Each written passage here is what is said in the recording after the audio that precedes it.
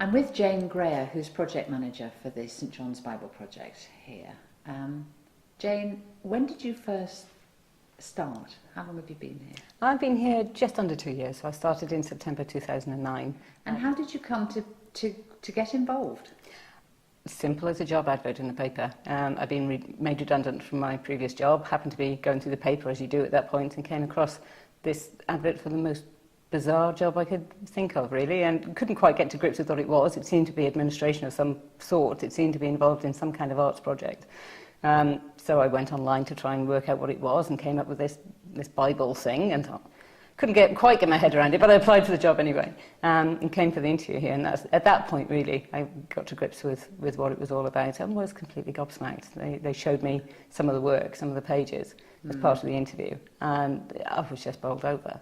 Yes, and you've been bowled over ever since, I would imagine. The whole process is unbelievable, you know, and that's a great privilege. You know, it's wonderful to see the volumes, it's wonderful to see the pages, but to actually see the process behind it, that's, you know, I'm a nosy kind of person, so that suits me. I want to know how does that bit happen, or how does that bit happen. Yeah. So how did you sort of work? Because there are a lot of people, there are a lot of countries, there are a lot of, you know, the whole system has to work.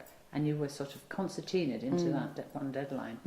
Well, with Revelation, Donald has done that. So Letters, there are other people involved, but Revelation has been Donald's book. So Sarah is very much the coordinator on that to keep that well and truly kind of on track, and because she knows Donald so well and she knows the work so well. So my involvement was really to do with coordinating things on the outside, if you like. So getting in touch with the other artists for Letters, or the Letters volume, section of the volume, coordinating with the States, so speaking with Linda and with Tim, and with Michael Ball, who's now Michael Bush, who is now overseeing the whole project, and redoing the contracts and that kind of stuff that we've had to do as the timescales have changed. So a lot of email, a bit of Skype. We've only just started recently doing Skype with a new invention.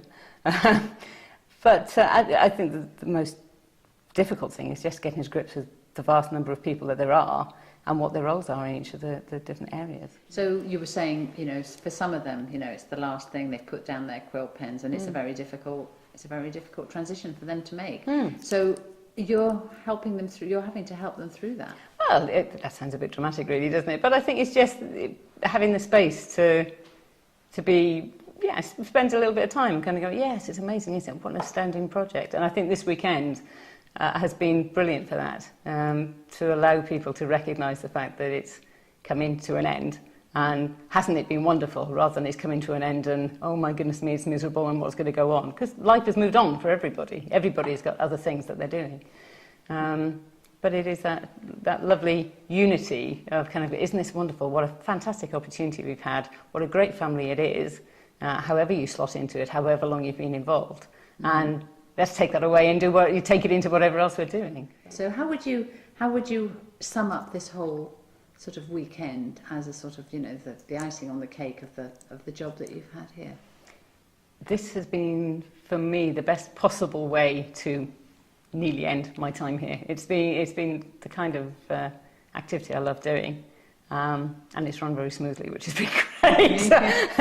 So that reflects well. But I think it's been everything that people wanted it to be and more.